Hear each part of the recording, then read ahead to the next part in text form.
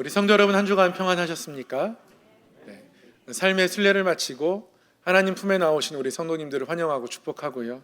예배를 통해서 하나님의 사랑이 우리 가운데에 뜨겁게 부어져서 우리가 이 세상을 살아가는 동안 하나님이 우리와 동행하심을 늘 확신하고 살아가는 그 은혜가 있기를 소망합니다. 오늘은 의와 평강과 희락이라는 제목으로 하나님의 말씀을 함께 받도록 하겠습니다.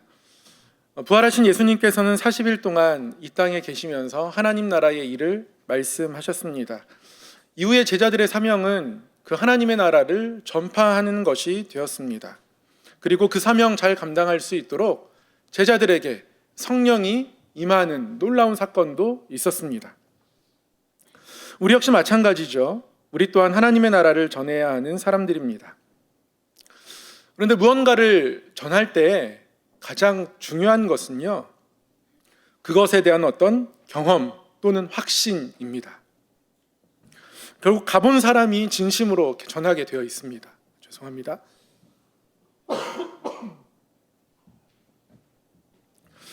가본 사람이 결국 진심으로 전하게 되어 있죠. 가봤더니 맛있더라. 그러면 가본 사람이 하는 말에는 더 왠지 신뢰가 갑니다. 써본 사람이 결국 진심으로 전하게 되어 있습니다. 제가 이렇게 비염으로 콧물을 훌쩍이거나 방금처럼 재채기를 하잖아요. 그러면 어떤 권사님이 저에게 꼭 찾아오셔서 말씀하십니다. 목사님, 땡땡땡 한번 써보시면 효과가 굉장히 좋습니다. 제가 본능적으로 알겠더라고요. 아, 이분은 효능을 보셨구나. 그 경험에서 나오는 확신이 있거든요. 우리 역시 마찬가지 아니겠습니까? 하나님의 나라를 전파하려면 하나님의 나라를 우리가 살아가고 하나님이 우리를 이렇게 다스리시는구나 라고 우리가 경험하고 느껴야지, 그래야 전할 수 있지, 그것 경험 없이 하나님의 나라를 우리가 담대히 확신 가운데 전할 수는 없습니다.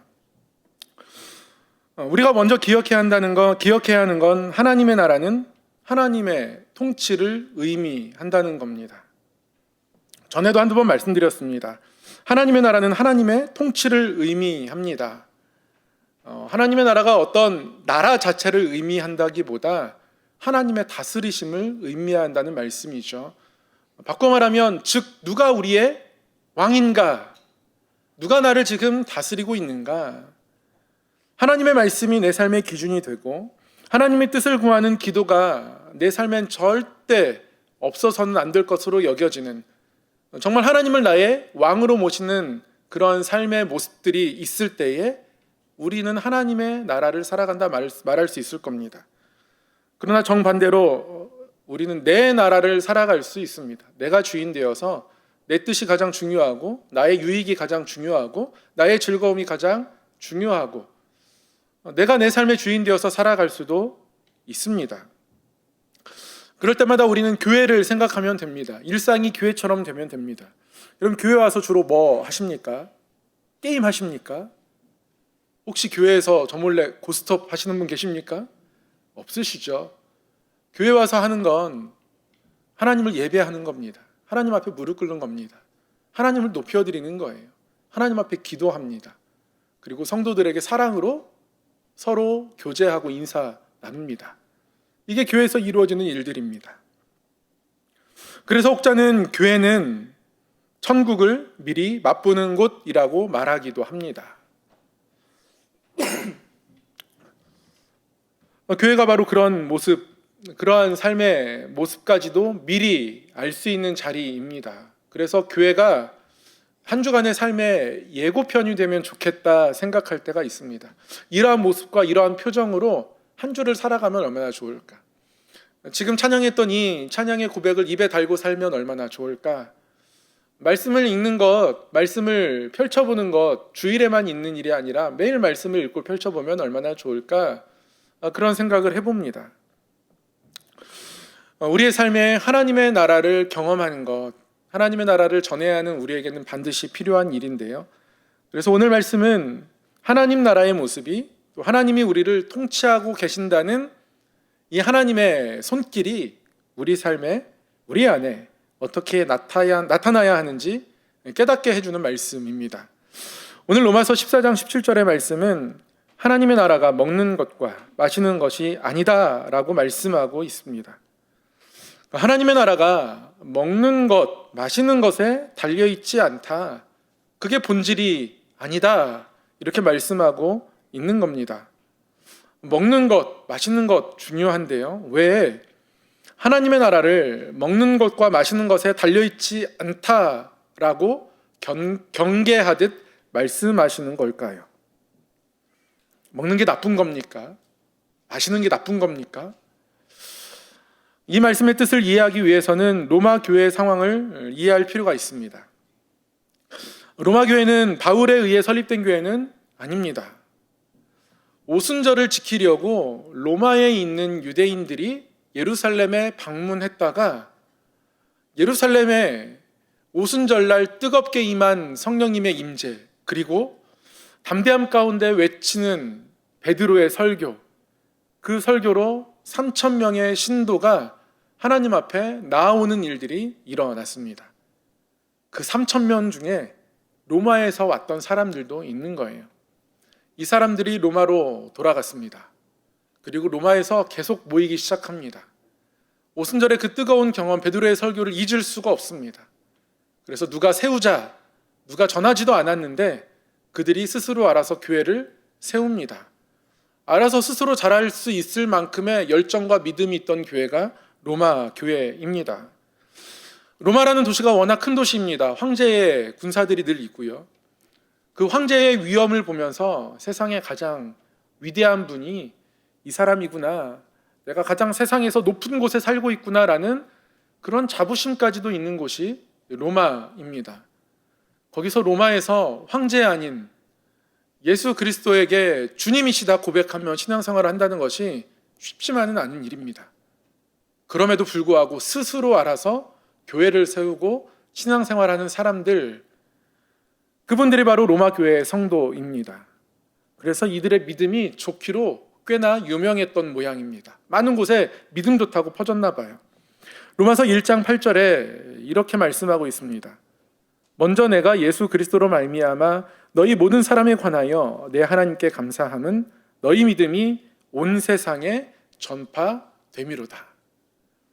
사도 바울이 로마 교회를 생각하며 감사한 이유가요, 로마 교회에 있는 믿음이 온 세상에 전파될 것, 그것이 난 너무 감사하다, 그렇게 이야기하고 있어요. 믿음 좋기로 유명한 교회입니다. 소문난 교회입니다. 그런데 믿음이 좋다고 소문은 나 있지만, 그러나 그 교회가 완벽하게 행복하고 화목한 것만은 사실 아니었습니다. 이렇게 믿음 좋다고 소문난 로마 교회도 몇 가지 사안에 있어서 한마음을 품지 못하는 일들이 있었습니다. 그 중 하나가 먹는 것과 마시는 것에 관한 것이었습니다. 구체적으로는 우리가 우상에게 드려진 고기를 먹어도 되는가? 우상에게 드려진 고기를 먹어도 되는가? 또 한 가지, 성찬에서 포도주는 얼만큼 발효시켜야 하는가? 지나치게 발효시키면 예배 때 취하지 않겠느냐? 당시에는 성찬식 잔도 꽤나 컸습니다. 그래서 포도주의 발효의 정도가 교인들 사이에서 논란의 거리가 되었습니다. 더불어서요, 또 다른 이슈도 있었는데요. 우리가 모이는 날을 언제로 해야 하는가? 하나님의 창조 7일째 쉬셨으니 우리도 7일째 쉬면서 그때 모여야 하는 것 아닐까? 토요일 날 모이는 것이 좋지 않을까? 우리가 그래도 부활하신 예수님을 우리의 주님으로 고백하는 사람들인데, 부활하신 이 날을 주의 날로 생각하고 여기고 받아들이고 지켜내는 것이 좋지 않겠는가? 토요일 날 모여야 하나? 주일에 모여야 하나? 이런 여러 가지 이유들로 교인들 사이에 다양한 분쟁과 의견이, 또한 다툼이 있었습니다. 여러분, 어떤 게 정답일까요? 로마 교회 믿음이 좋은데 몇 가지 사안에 대해서 마음과 생각이 일치되는 것을 아직 경험하지 못하고 있습니다. 사실 로마 교회뿐 아니죠. 고린도 교회도 마찬가지입니다. 고린도 교회도 우상 제물을 먹는 문제에 있어서 어떻게 이것들을 해결해야 하나 어려움을 겪었습니다. 그리고 사도 바울에게 질문하는 편지를 써보내기도 했습니다. 사실 우상에게 바쳐지는 고기를 안 먹으면 좋겠지만 당시 시장에서 유통되는 대부분의 고기는 우상에게 바쳐진 이력이 있는 고기들이었습니다. 그렇지 않은 고기를 찾기가 어려운 거예요. 그러니까 우상에게 드려지지 않은 고기를 찾는다는 건 너무 어려운 일이고 결국에는 채식주의자가 되는 것 말고는 방법이 없다 여겨지는 것. 그게 그러한 결심의 결론입니다. 그러니 쉽지 않습니다. 저도 삼겹살을 좋아합니다. 제가 로마 교회에 출석했으면 힘들었을 것 같습니다. 고린도 교회에 출석했으면 이거 신앙생활을 계속 해야 하나? 어떻게 해야 되지? 마음이 갈등되었을 것 같아요. 그런 갈등들, 어려움들을 지금 로마 교회, 고린도 교회가 겪고 있는 겁니다. 지금처럼 고기의 유통 과정을 다 표시해주는 이력제를 그때에 실행할 수도 없는 노릇이고요. 우상 제물의 고기를 안 먹겠다라는 결심을 지금에 한다고 쳐도 우리가 고기를 사 먹는데 이 고기를 키우신 분이 어떤 다른 신에게 제사를 하고 고사를 지내고 농장을 일구고 그런 분이 이 고기를 키웠는지 안 키웠는지 우리가 어떻게 압니까? 알 수가 없습니다.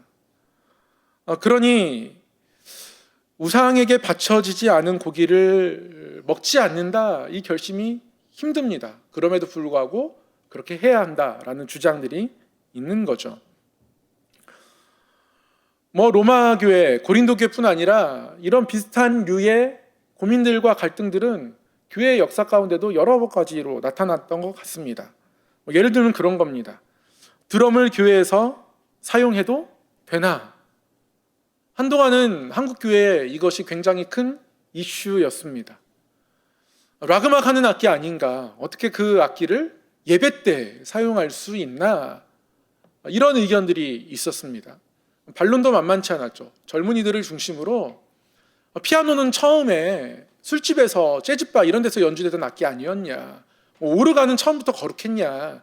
로마에서 검투사들이 검투할 때 그들을 광적으로 흥분시키기 위해서 사용되던 악기가 오르간 아니냐 등등의 반론이 제시되며 그것 자체가 거룩하다, 거룩하지 않다라고 말할 수 있느냐, 방법이 중요하지, 어떻게 사용하는 것이 중요하지, 이 두 입장이 팽팽하게 맞섰습니다.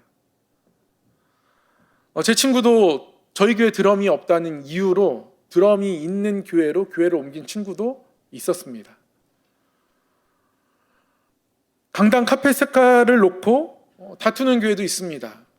대부분의 경우 강단 색깔이 카펫이 빨간색인데요. 저에게도 빨간색입니다. 예수님의 보혈을 상징하는 의미로 빨간색으로 카펫을 까는 경우가 많습니다. 근데 그렇지 않은 경우도 있어요. 에스겔 말씀을 묵상하며 강단에서부터 생명수의 강이 흘러오길 바라는 마음으로 강단 카펫을 하늘색으로 까는 경우도 있습니다. 강물을 의미하고. 그래서 어떤 교회는 보니까 휘장 자체가 폭포수가 떨어지는 모양으로 휘장을 3단으로 만들어서 거기에 조명을 비추고 그 생명수의 강이 폭포수처럼 흐르기를 소망하는 마음들로 살아가자라는 목사님의 목회 철학이 강단에 담겨있는 그런 교회들도 있습니다. 어떤 교회는요, 강단 카펫을 초록색으로 합니다. 예수님이 산 위에서 모든 사람들에게 한 사람도 빠짐없이 가난한 자나 비천한 자나 다 말씀 들을 수 있게 하기 위해서 산 위에서 가르치시고 말씀 전하셨던 것을 기억하며 그런 교회의 모습들을 갖기를 소망하고 그러한 바람들로 강단 카펫을 초록색으로 까는 경우도 있습니다. 그런데 예수님의 보혈을 지원하고 무슨 강물이냐, 무슨 초록색이냐, 이렇게 반론을 제시하는 분들도 늘 계십니다. 뭐가 정답입니까? 빨간색이 정답입니까? 하늘색이 정답입니까? 초록색이 정답입니까? 교회 첨탑에 세워진 십자가는 어떻습니까? 대부분의 교회들은 십자가를 교회 첨탑에 세워놓고 빨간색 네온으로 십자가를 밝히 비춥니다. 예수님의 보혈의 십자가를 상징하고 의미하는 것이겠죠. 빨간색 아닌 것으로 하면 어떻게 됩니까? 어떤 교회는요, 금속으로 교회 벽면에 십자가를 크게 새겨 놓았습니다. 그 의미가 다시는 예수님을 십자가에 못 박지 않겠다라는 목사님의 마음이 담겨 있어서 그렇게 했대요. 그리고 그곳을 조명으로 비춥니다. 그런 교회도 있습니다. 틀린 겁니까? 잘못한 겁니까? 우리 교회 어떻게 합니까? 저희 교회 십자가가 빨간색이 아닙니다. 하늘색입니다.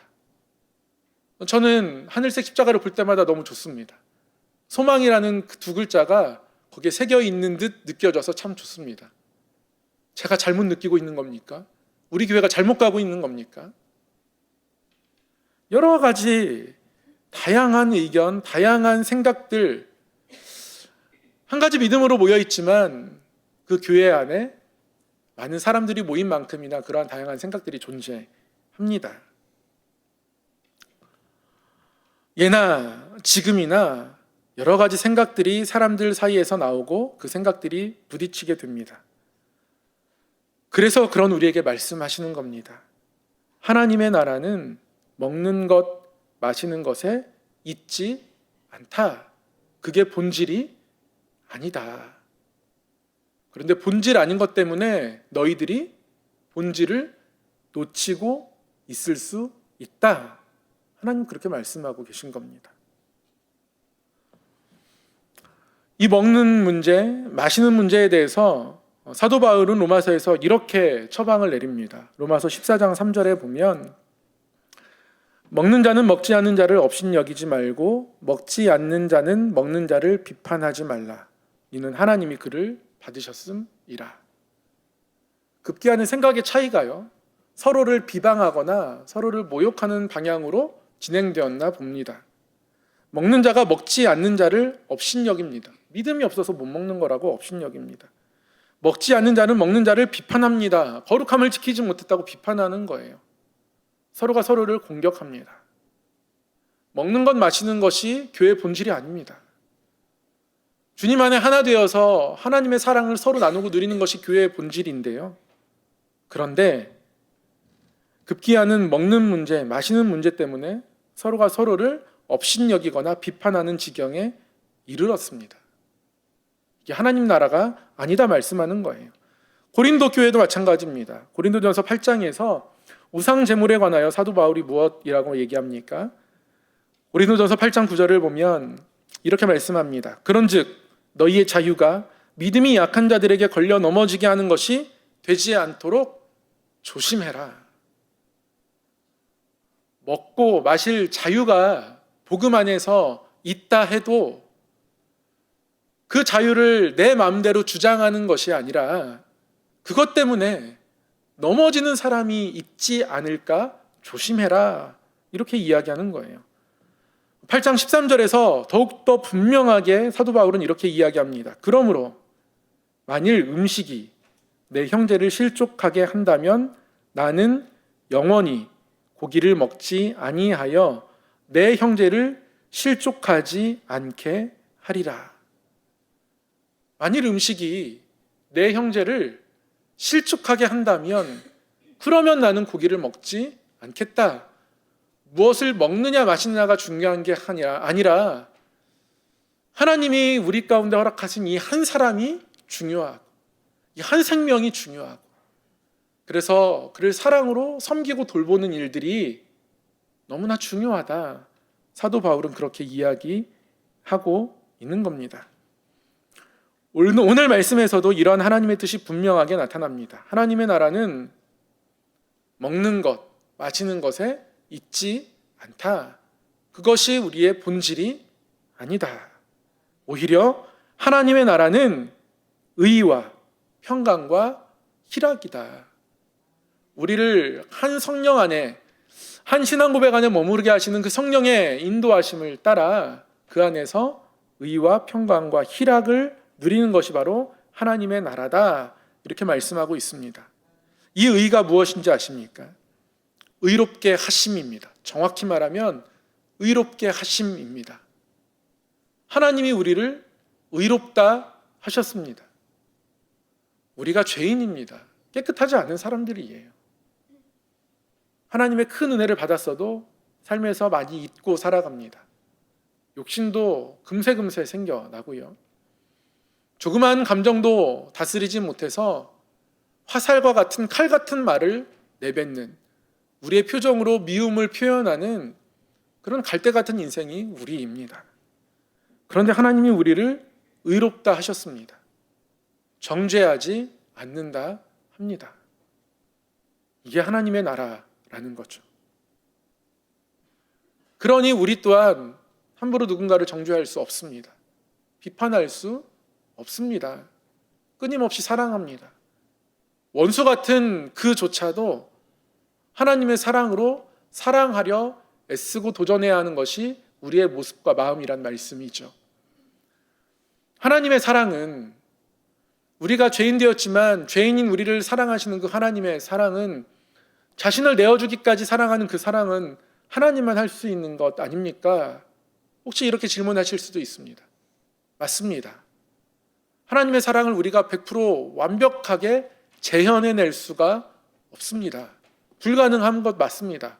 그럼에도 불구하고 가능한 것으로 여기고 그 사랑을 추구해야 합니다. 그러면 그 사랑에 조금 더 가까이 갈 수 있습니다. 그 사람을 조금 더 닮아갈 수 있습니다. 불가능하지만 가능한 것으로 여겨야 합니다. 이것을 불가능한 가능성이라고 어떤 신학자가 개념화하기도 했습니다. 우리를 의롭게 하신 하나님, 우리의 죄를 정하지 않으시고 내가 깨끗하다 말씀하시는 하나님의 마음이 우리를 통하여 나타나야 합니다. 그게 하나님의 나라라는 거예요. 하나님의 나라는 평강입니다. 이 평강의 가장 큰 모델은 역시 하나님이십니다. 로마서 5장은 하나님과 우리 사이에 평화를 누리게 되었다라고 선언합니다. 그런데 그 평화가요, 어떻게 시작되었는지 놀라운 고백을 합니다. 우리가 연약할 때에, 우리가 아직 죄인 되었을 때에 그리스도께서 우리를 위하여 죽으심으로 하나님께서 우리에 대한 하나님의 사랑을 확증하셨다. 하나님이 우리가 준비되어서 사랑하신 게 아닙니다. 우리가 사랑받을 만큼 예뻐서 사랑하신 게 아니라요, 우리가 죄인 되었을 때에, 우리가 연약할 때에 하나님 먼저 찾아오셔서 하나님의 사랑을 확증하여 나타내시고 우리가 하나님과의 평화의 관계를 누릴 수 있도록 우리를 그 사랑으로 불러주셨다 말씀하고 계신 겁니다. 우리가 연약한데, 우리가 죄인임에도 불구하고 언제든지 하나님 앞으로 나아갈 수 있는 관계를 하나님이 그렇게 만들어주셨다. 로마서 5장이 우리에게 가르쳐 줍니다. 이게 복음에 나타난 평화입니다. 하나님의 나라는 이런 것을 통해서 나타나는 거예요. 사랑할 만한 사람을 사랑하는 것에서 멈추지 않는 것이죠. 자녀들이 밉다고 사랑하지 않지 않습니다. 자녀이기 때문에 사랑합니다.